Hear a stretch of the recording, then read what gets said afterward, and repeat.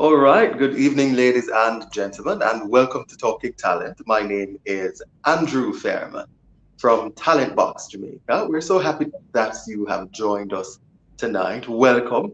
Please let us know where you are joining from. If you're joining from Facebook, LinkedIn, or even YouTube, we really would appreciate that. Tonight is an exciting night. We have a special guest who will be talking to us about the rights, your rights as an employee. So please sit back, say hi if you're on YouTube, if you're on Facebook again, or even if you are on LinkedIn. Please let us know.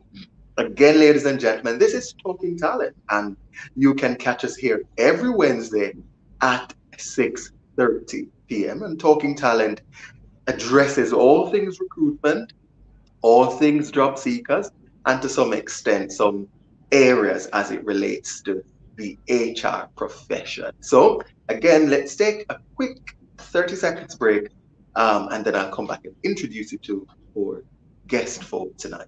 This is Talking Time.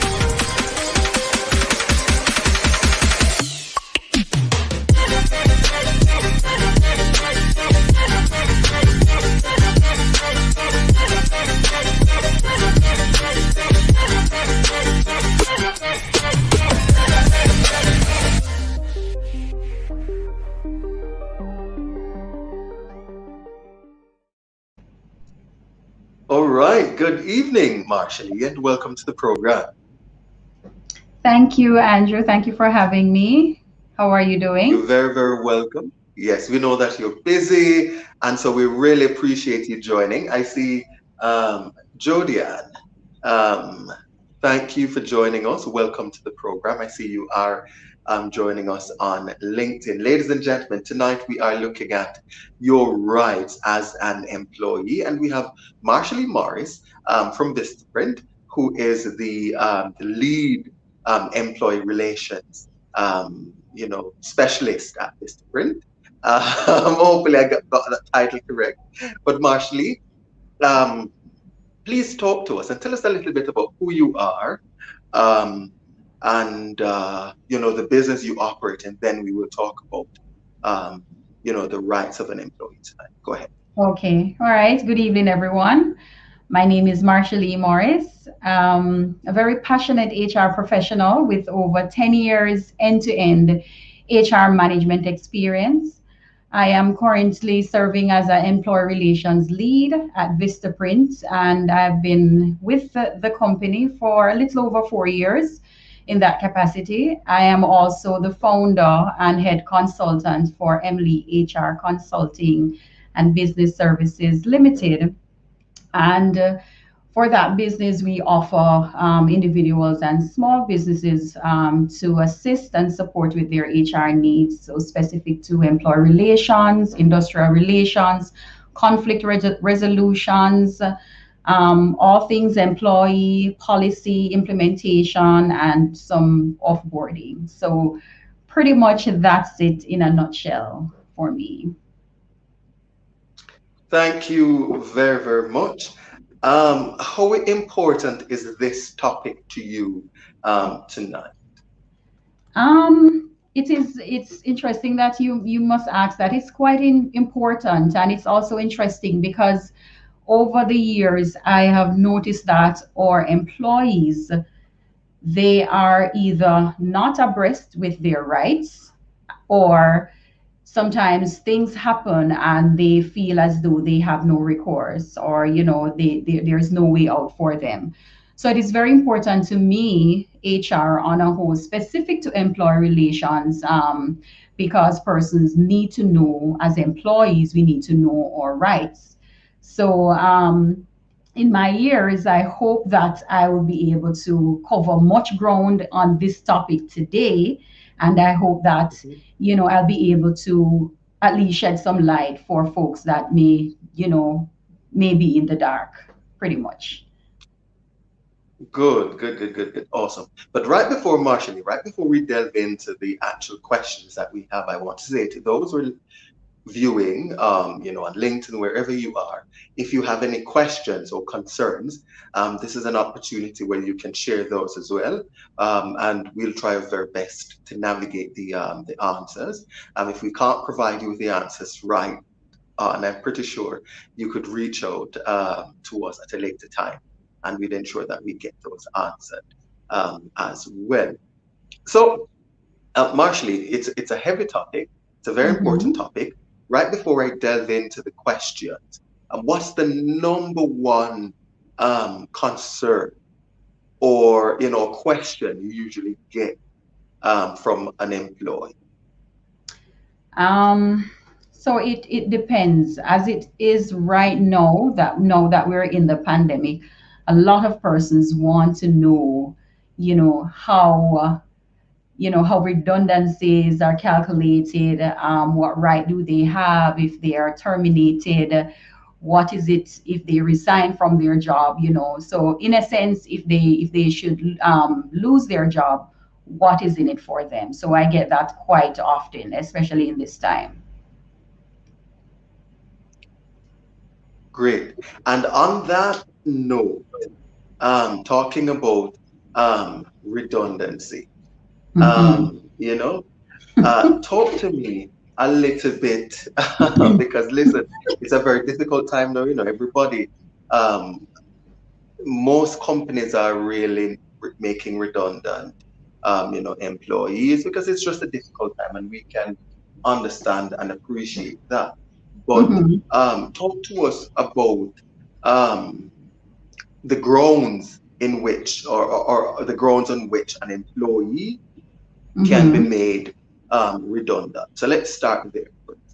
Okay, so it's quite a popular one, as we said before, and it is quite interesting as well because a lot of persons, they are not privy to how redundancies are.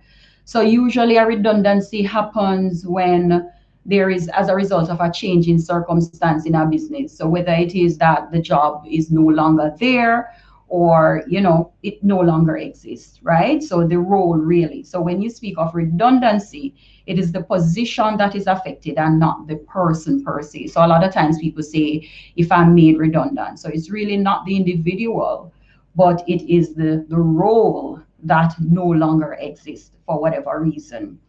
And there are a few reasons why persons will make a position, or an employer will make a position redundant, right? So I'll touch maybe the five reasons off the top of my head. So if, say, for example, in this time right now, the business closed. So in this pandemic, a lot of business experience closure, because they were not able to maneuver or to navigate through this time. So if the business should close, then the employees, once the business owner has there is no other way of starting up, or continuing the business, then the positions there should be made redundant. Also, if there is a change, or the role that the person is in, it no longer exists. So say there are restructuring exercises that's happening in an organization, and the role or a similar role is not available, then by right that role should be made redundant, and the person there should receive the necessary compensation as it is. Also, for persons that have been laid off for in excess of 120 days, and they have the right to state to their employees in writing, that they wish for their positions to be made redundant, as well as the employer, if after the 120 days has elapsed and they realize that there is no way out at this point, then if there are no longer jobs available, then they can also make those positions redundant. um, that's three. Four, if Mhm. there is a change in ownership. So if one company, another investor may buy out the company, and then the new owner, sorry, wishes to separate with the staff that was already there, then that is also grounds for making positions redundant. And then another one, which is, I wouldn't say it's so popular, or maybe it's not so it's not really popular. It's not a popular one, but it does happen. If for any medical reason that is as a result of the nature of the job. So if it is proven that the illness was caused by the company, or if the worker suffered any form of personal injury from an accident arising out of or during their employment, then the position they will also can be made redundant. So those are, off the top of my head, some of the ways when redundancy is usually applied. Great, great. I Mhm. see, a lot of people chiming in. I see Marvin Tulloch saying that you're super knowledgeable. Others welcome, Ketora, Dante on YouTube. Great to have you. I saw Joan Gay Corley here as well. So we have HR people chiming in as well. So really, really Okay. happy to have all of you.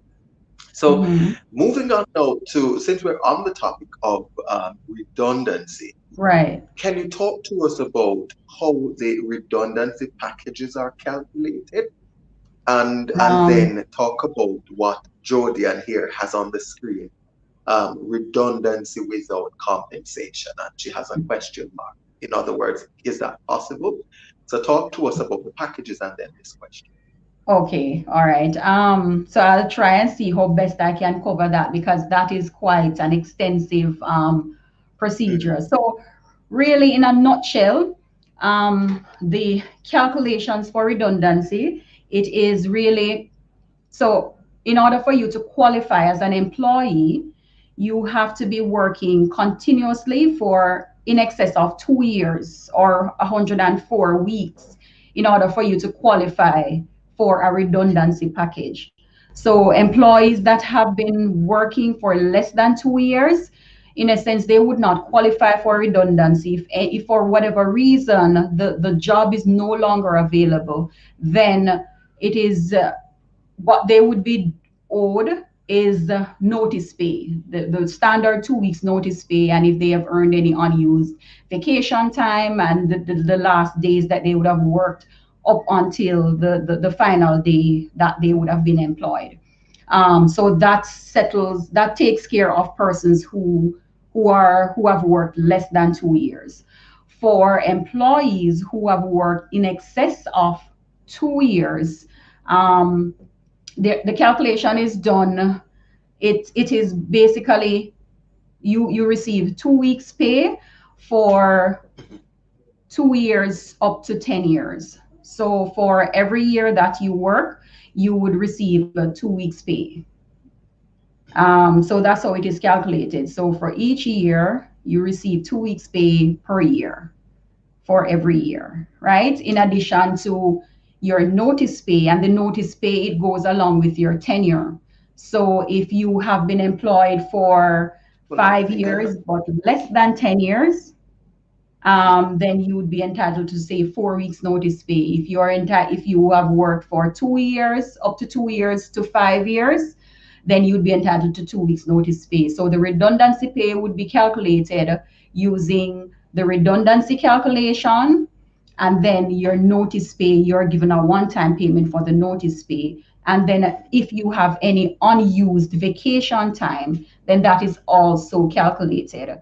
Um, Usually it is looked at an average of the last, I think, 13 weeks pay, but I won't go into that, because then it gets a bit technical, based Mhm. on how you, whether it is that you're hourly paid or you're no salaried and stuff like that. So it gets a bit technical, but there is usually a table or a chart that you can plug in the figures, and then there are part of it that is non-taxable and all of that. So in a nutshell, that is how it is calculated.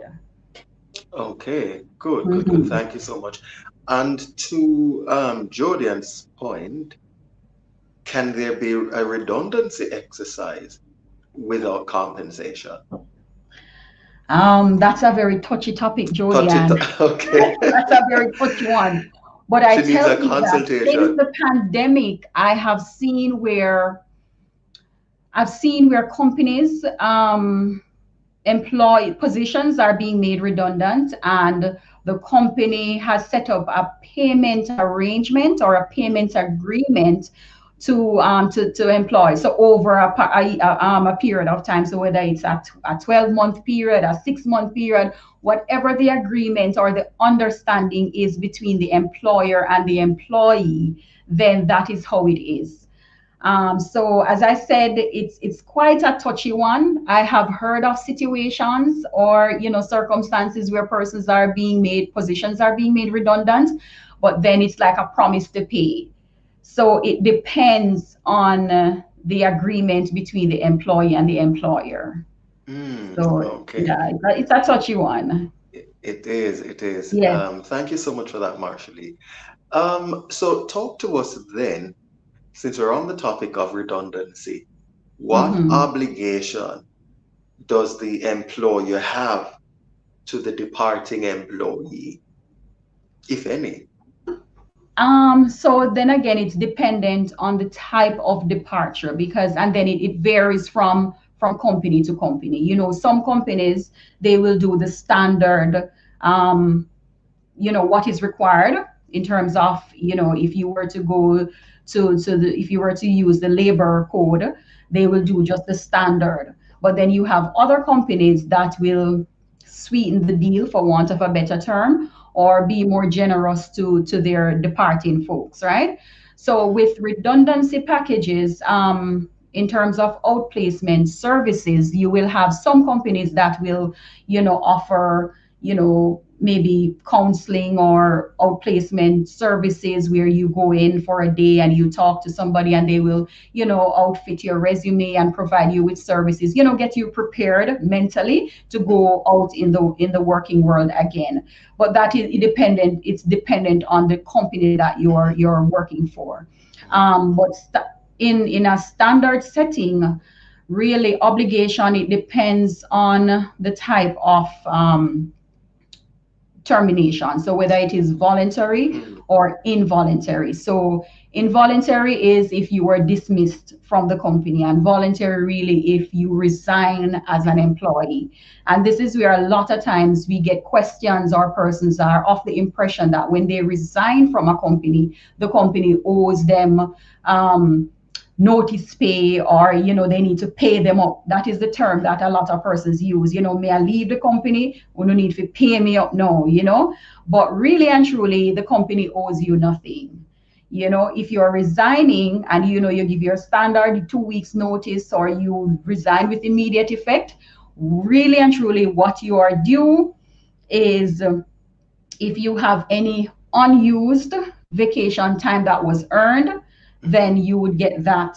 And if you have worked any day up until the last day that you've worked, that is what is due to you mm, if you decided to resign from a company. If you were dismissed, however, then the company, based on your tenure, so say you've worked for 3 months up to 5 years, then you would be given your 2 weeks notice pay, your pay 2 weeks notice pay in lieu, or 2 weeks pay in lieu of notice, and any unused vacation time, and if you have days that you have worked up until the last day of your employment. So, and then it goes further. If you've worked 5 years and less than 10 years, then you're due 4 weeks notice pay, and 10 years to 15 years, 6 weeks. So it goes up. It goes up. Yeah. okay. So pretty much Thank that you. is it. That is it. Interesting. Yes. Ladies and gentlemen, you've tuned in to Talking Talent here every Wednesday, and I have joining me tonight Marshallie Morris, who is an HR consultant, and she also is the employee Yes. relations lead Mm-hmm. at Vistaprint. And tonight we're talking about your rights as an employee, and it is such a huge topic, such an Mm-hmm. important topic, and we're just talking about redundancy. Very interesting. I see Damien commenting. So please let us know in the comment section what questions you have, whether you're on LinkedIn, whether you're on Facebook, or on YouTube. Please let us know. So moving on, Marshall, my next question then to you, Mm-hmm. about this 120 days. We hear it all the time, especially since COVID. Yes, Um, quite a popular after, one, huh? yes. After the 120 days has expired, Mm-hmm. what recourse does the employee have?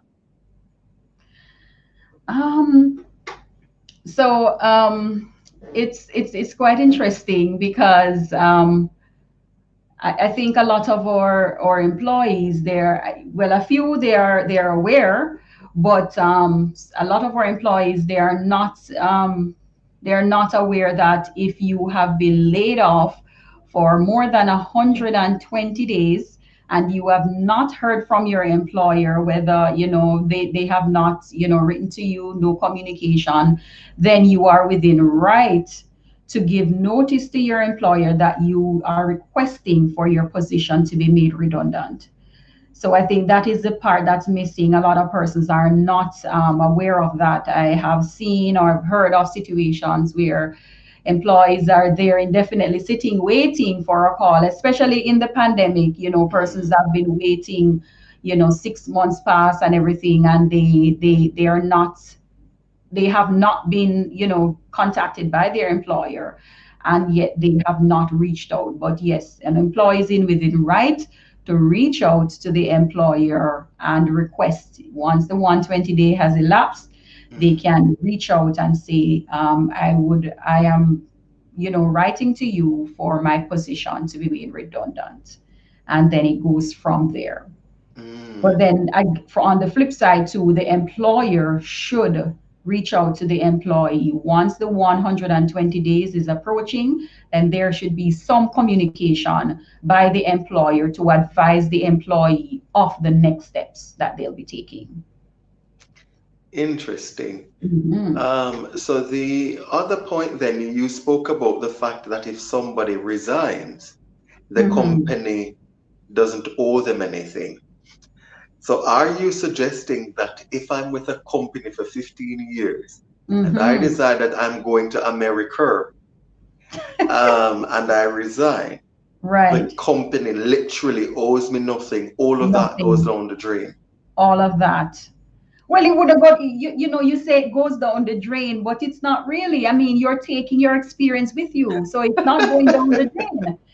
You have spent 15 years building your brand, whatever it is that you're doing. So wherever you're going, in whatever avenue or whatever venture that you're going, you will take that with you. So it's not that it's going down the drain. You're taking it with you. I, Marshall, you sound like the corporate HR professional. When we say going down the drain, we're talking about the money. The We money, need to but you buy your can't look at plane it. ticket. Right, you can't look at it like you can't look at the money. It's not all Yes, always about, yes. yeah. So I understand, and don't let me, I don't want to ruffle any feathers, but it's a lot of times when you look at your career, it's an investment. So if you have Absolutely. invested 15 years in a company, then you would have seen what you're investing or why you're there for so long. Obviously, there was something that you liked about the company or some way that you were growing or whatever it is. Mm. So, in all fairness, if you're leaving with that 15 years of experience. You should be an expert in whatever field that you're in, and you're now able to move on to whatever other venture that you take on. Absolutely, absolutely. I Yes. love that answer so much. Here's a question. This is Moya's life. Should all Mhm. company give pay slips to their employee?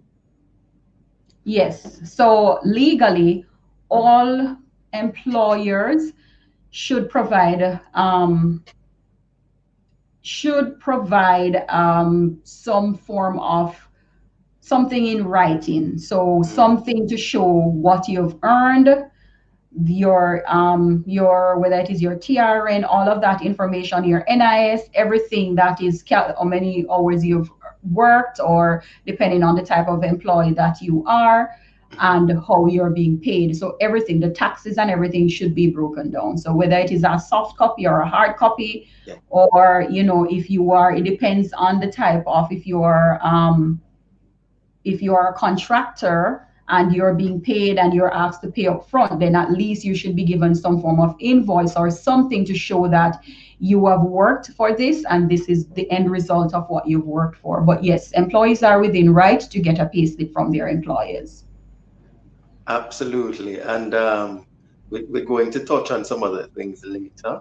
Right before we answer this question from Kerry, can you talk Mhm. to us about whether or not there are any laws that protect discrimination against age, disability, Mhm. gender, such the like? Do we have any laws here in Jamaica that protect job seekers?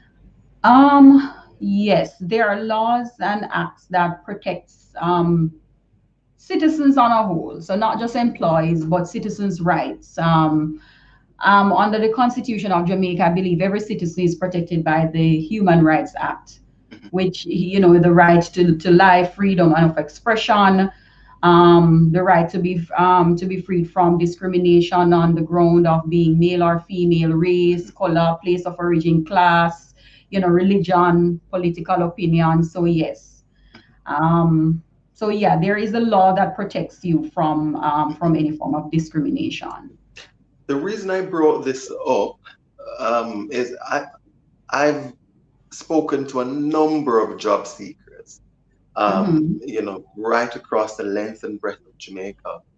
And there Mm-hmm. was this particular experience that I was made aware of. I don't remember how, and it's within the HR space too.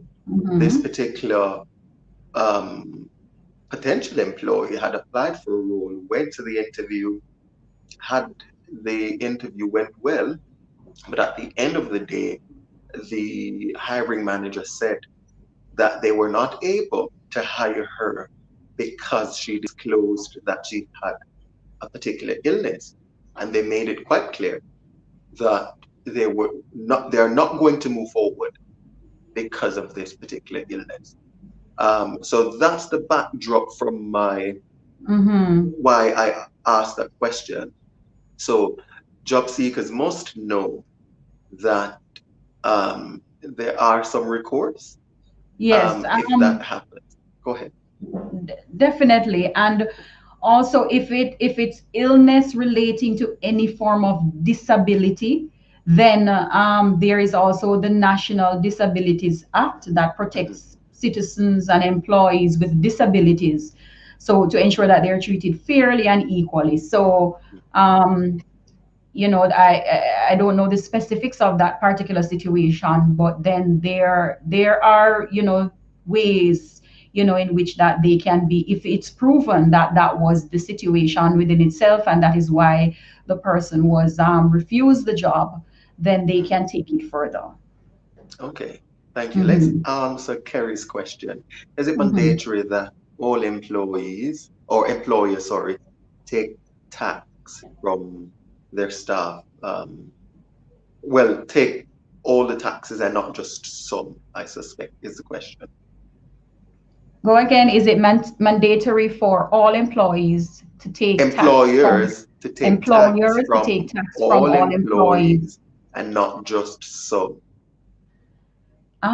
So it depends on, yes. So employers, unless again, it depends on what type of employment. So if you're a contractor and Mm, you would be responsible for paying your own taxes, then in all fairness, then you should be responsible for that. The agreement that you have with the employer, then you will get your whatever the earning is upfront, and then you go ahead and pay your taxes. But if you are working as a full-time employee and you have signed an agreement or a contract of employment where you are the company is responsible for, accounting for or some of the taxes, so NIS, NHT, education tax, income tax, all of that, then the company is within right to deduct the Mm. statutory taxes from your salary. Okay, good. Hmm. Since we're on the topic of contracted employee or contract workers, let's go there a bit. Hmm. First of all, I'm not a fan of contract agreement or arrangement. That's just me putting my personal opinion out there, getting all personal. Okay. um, but let's talk about the benefits of a contract arrangement for the employer. And once we talk about that, if you want to, You sure we you will. want to go there, Andrew?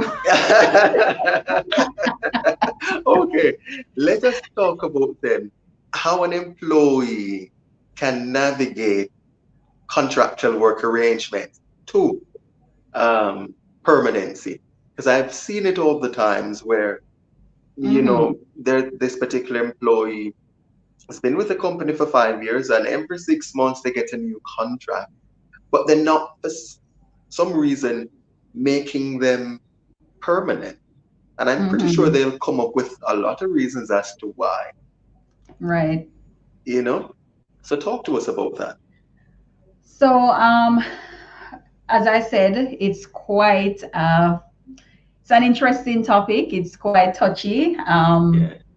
I don't know why you want to pull me in that one, but I'll try my Don't- best to see if I can answer that one. So, from the employer's perspective, it all boils down to the business needs.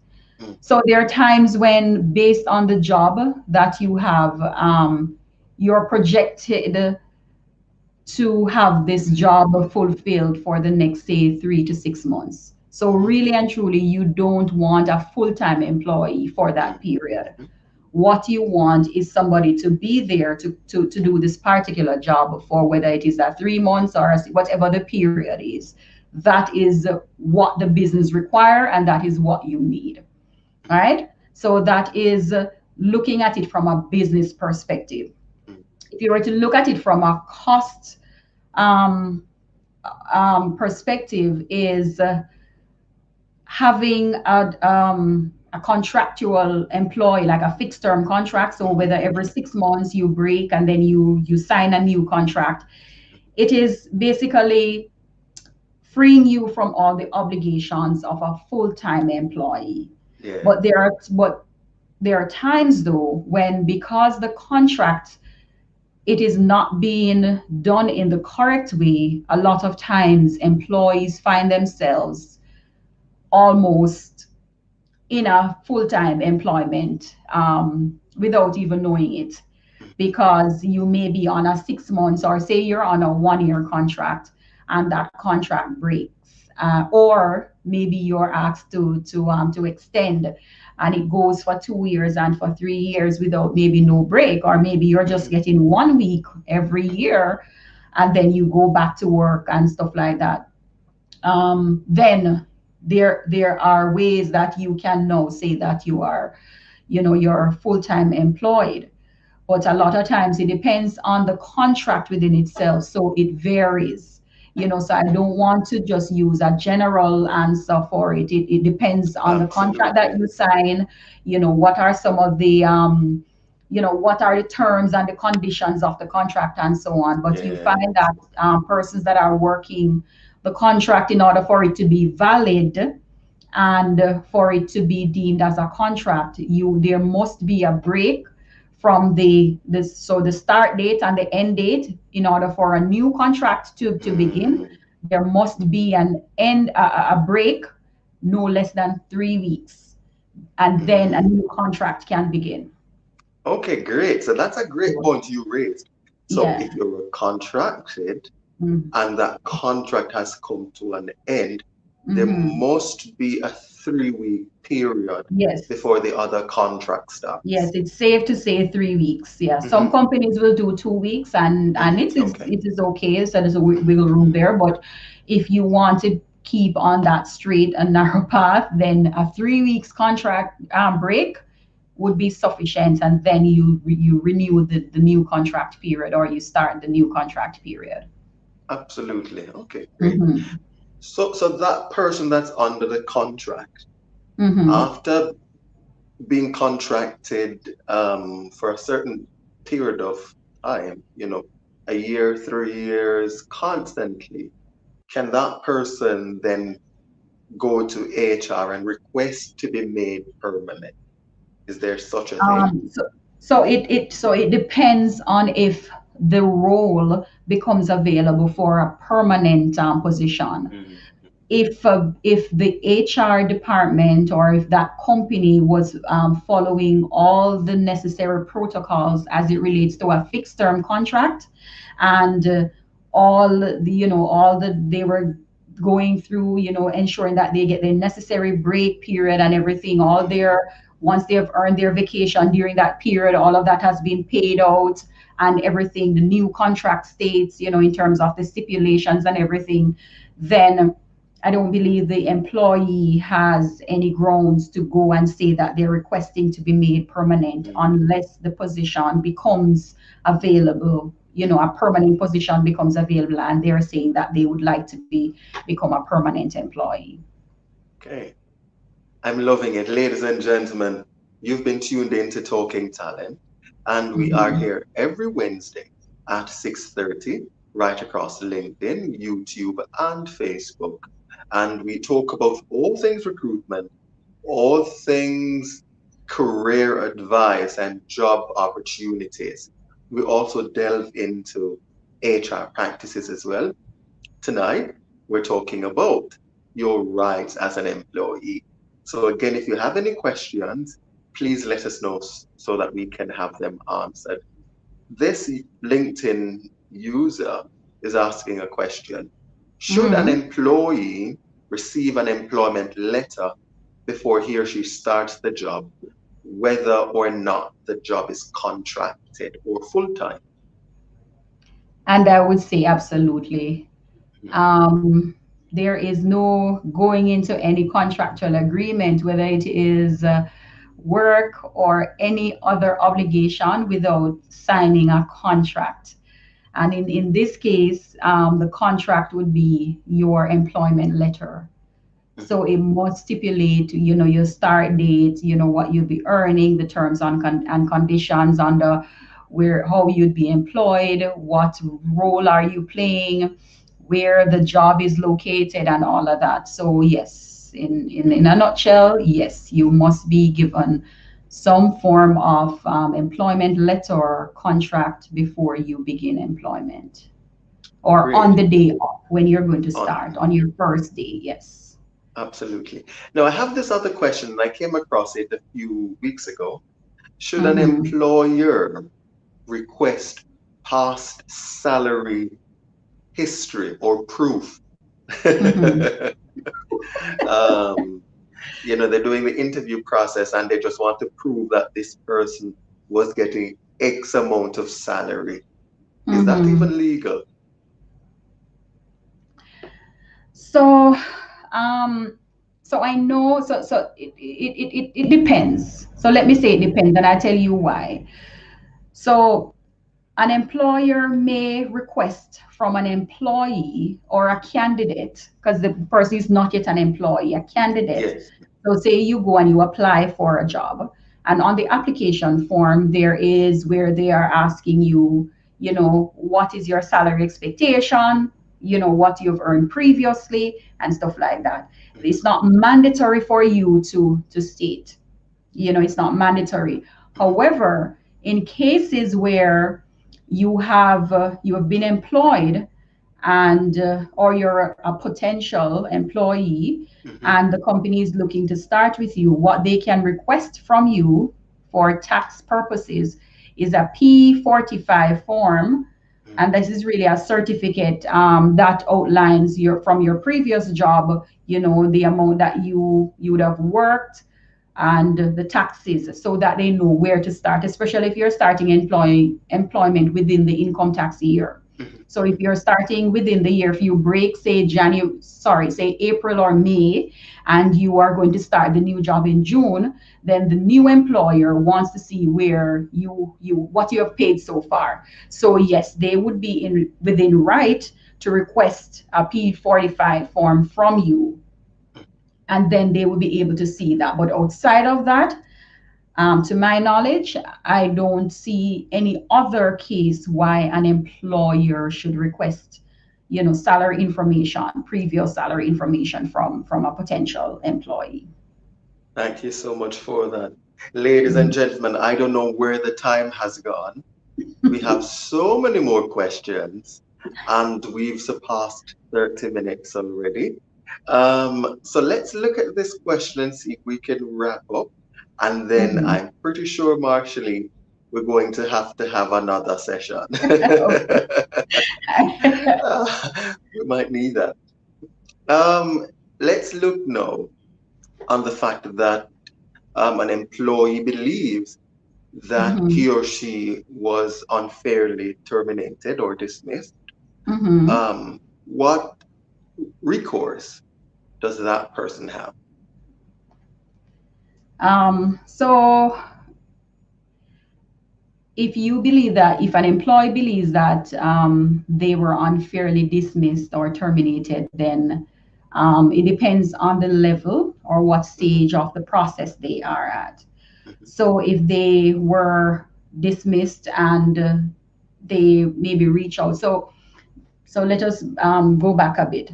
So there should be an appeal process. So there should be mhm, an outline disciplinary process in each organization or as a company. mhm, So say for example you go through the disciplinary process and the employee is not in agreement with the decision, then the employee should be within right to make an appeal, and the mhm, appeal should be at the level above the who dealt with. So for example, if I dealt with the hearing or the disciplinary meeting that mhm, the mhm, employee faced, so whoever I report to, then that person should be who the employee should be making the appeal to say that they're not in agreement with the decision, mhm, right? And at that level internally, then you can look at the appeal process, go through here the employee's side, and then they go through that again in terms of stating why you felt like you were unfairly dismissed, or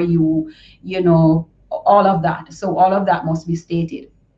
If at the end of that the employee still believes that they did not like the outcome of that, then they can go outside of the company now, and they can seek legal action. So they can go to the local labor office, you know um, get them involved in the process to say that they were unfairly dismissed based on XYZ, and they would love to for the matter to be looked at. So the local labor office, and then it goes to the IDT and all of that. So there is a process, mhm, that it really follows. So if you feel for whatever reason that you were unfairly dismissed, then you can first speak to your organization or the company that you were terminated from.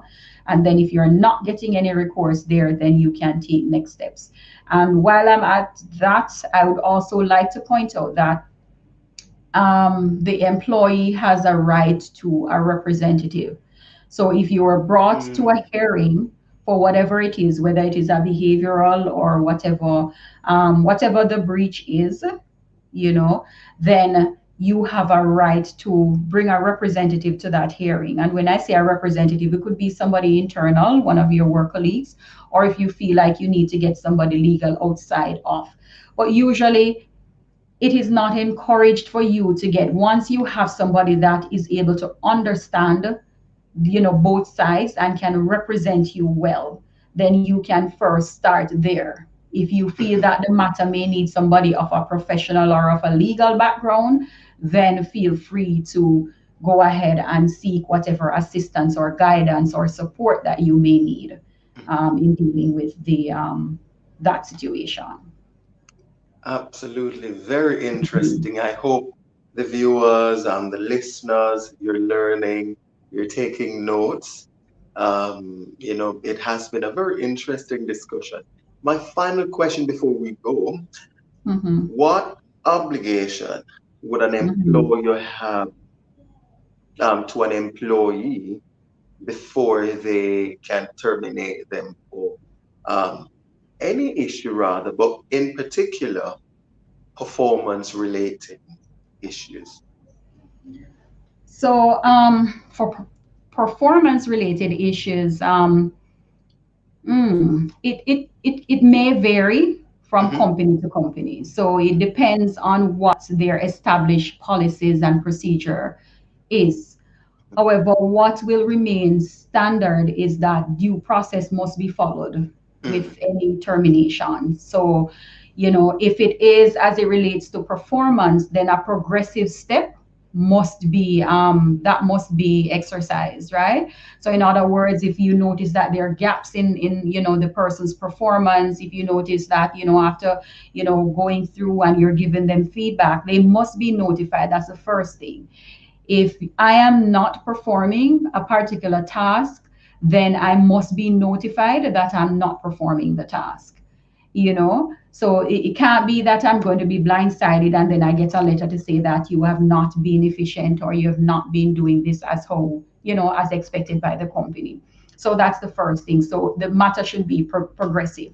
So first, you want to ensure that you outline the gaps, whatever gaps that are or opportunities that may exist with the employee, and then you try to work with them. So whether it is that you're going to put them on a consistency plan, if you're going to coach the behavior, try and get them training if training is needed. So you're going to be progressive.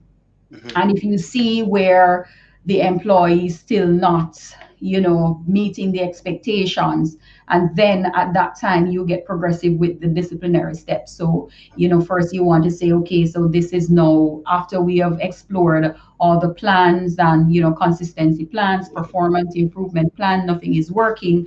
Then you want to be progressive in your action. So your first warning, your second warning, or your written, and then your final warning. And then you at that point you would have outlined to them that if this doesn't improve, then there is a further step where they may be reviewed for a disciplinary hearing based on whatever their performance challenges are, and then it goes from there. But it should be a progressive step. Shouldn't just be a one, you're one strike and you're out. For performance, it has to be progressive because it has to show where you are offering the employee the steps or whatever it is that they need to improve their performance. So it has to be shown where you, as the employer, you have explored all the options.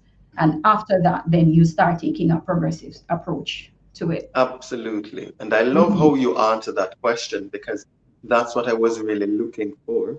Mm-hmm. I've also came across this post on LinkedIn where this particular connection had reached out for advice.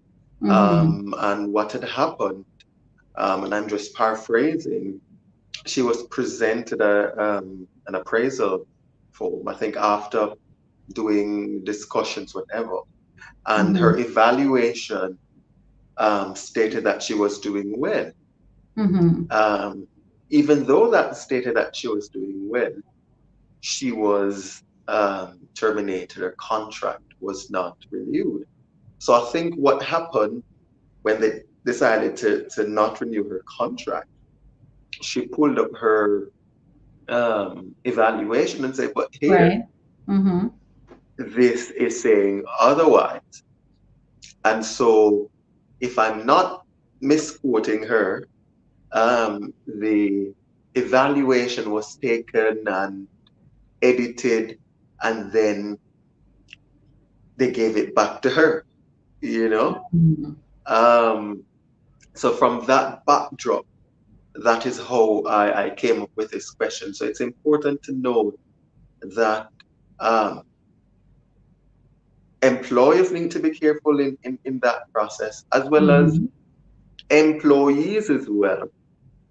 What recourse? So, say for instance, now in that particular instance, we're not really sure as to what really unfolded, but if an employee has a record Mhm. stating that they've been performing above standard, they've been performing well, Mhm. but have been terminated on the grounds of performance.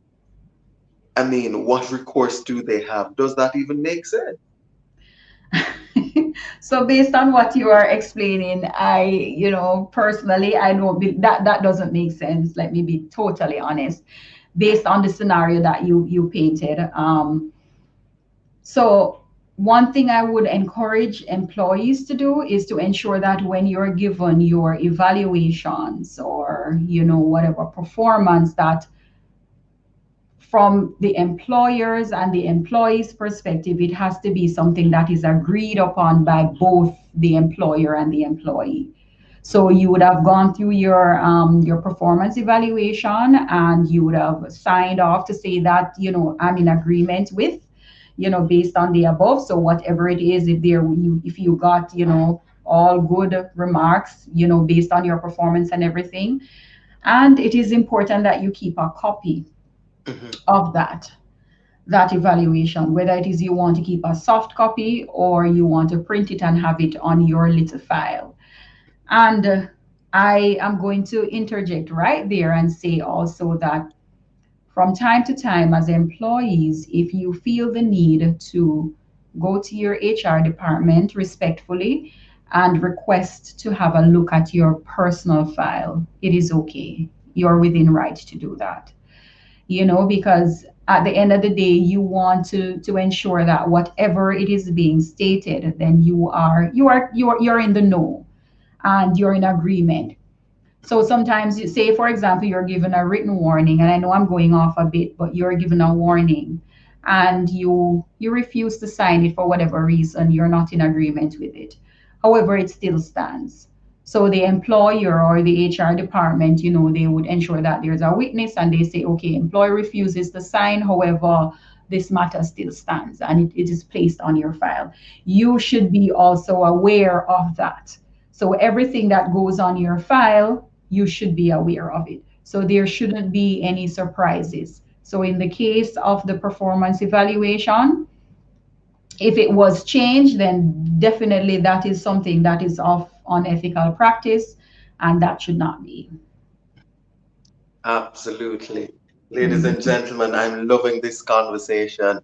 But we've come to an end. Can you believe that? Can you believe that? Marshall, we're going to need to have another session on the same topic because Okay. there's so many more areas that we need Is to touch on. This is there just the is tip of the iceberg. It's a heavy You topic, know, I tell you. it is, it is, it is. Yes. We're so grateful that you've joined us tonight. Um, Please let the viewers know where they can find you on social Mhm. media. You know, go ahead. So I can be on LinkedIn, Marsha Lee Morris. As you see there, I can be reached on LinkedIn in this setting. So if you'd like to reach out to me, then definitely send me a message, or on IG. It's the HR Maven. So HR underscore the underscore HR Maven. Or if you type Emily HR Consulting Services, then you would find me as well. So in Absolutely. either capacities, I'm available. Thank you. What's your final thoughts? How would you give the employees some advice? Final thoughts. All right, so it has been quite what, a year almost, or a little over a year since the whole pandemic. Everything is new to us, right? Yeah, So I know it's a bit uneasy, uncomfortable at times. We are learning how to pivot, how to start something new, and everything like that. So I just want to use this platform to encourage. Just well, first I want to encourage my HR counterparts and the companies on a whole, just to remember that we're still going through a pandemic, and it requires a lot of navigating. We're not sure how to do things, little Yeah. or no guidance, so it requires for us to be creative. And if and when we can collaborate, it takes a lot of that too. Yes. So creativity and communication, it's one of the things that I say that we need to now look at in how we do things, right? Mm, And as we make decisions, I want to encourage our HR counterparts to ensure that we create a balance between the business needs and the employees needs, because it's hard for everybody. It's not easy. And for the employees, I just want to say that, yes, it's hard and we're experiencing new things and we're not used to it. And, the business model has to change somewhat, because that's how, they have to serve you, and they're trying different ways. So I encourage all employees to exercise as much flexibility and patience with your employers as much as possible. It's all new to us. It's all new to us. We're yes. all Yeah. trying to get it right, and we may not get it right the first time, but just hang in there, and we will try to see how best we can, serve and be our best selves. So that's my 2 cents. Absolutely. Love it, Marshall Morris. Mhm. Thank you so much for joining us tonight. My You've pleasure. shared so many practical um, tips and gems and advice. There's so many Mhm. times we as employees don't really know our rights, So we thank you so Mhm. much for what you said tonight and the advice that you've given. We really appreciate it. And Mhm. I'll definitely be reaching out for part 2. We need a part 2. So, Okay. once again, I want to thank you so much for joining us tonight. Have a good one. Okay. Bye bye. Yeah. Well, ladies and gentlemen, there you have it. Marshall Morris talking to us about the rights of an employee. I'm seeing here that Moya is saying that we need a part 2. Definitely, there's going to be a part 2. But join us next week. Um, we're going to be talking about career opportunities in and relocating to Canada. And we have joining us next week Nadisha Berry out of Canada. So this is going to be exciting as well. Grab your coffee if you're a coffee drinker. Make sure you buy it, and sit down, waiting for 6:30 next week, Wednesday. All right. Again, the topic is going to be career opportunities in and relocating to Canada. If you've not yet subscribed to our YouTube channel, please go ahead and do so. We will appreciate it. So I see Betty Ann saying, awesome job to Marsha Lee, and I see Moyes suggesting that there needs to be a part 2. I see LinkedIn user saying, thank you, Marsha Lee, for such an informative presentation. It has really been a great session. So, Struggling to find the right candidate? Need to streamline your recruitment process with a simple and user-friendly platform? Introducing CareerJA, Jamaica's newest and most cost-effective way to hire fast and hire smart. As an employer, you can advertise your job, schedule and track interviews, chat with job seekers to build your employee brand, remove the recruitment hassle, and focus on your core business duties by using CareerJA today. CareerJA, connection made easy. well, there you have it, ladies and gentlemen. Thank you so much for joining us. Catch us next week, same time, same place, as we talk about career opportunities in and relocating to Canada. Have a good one.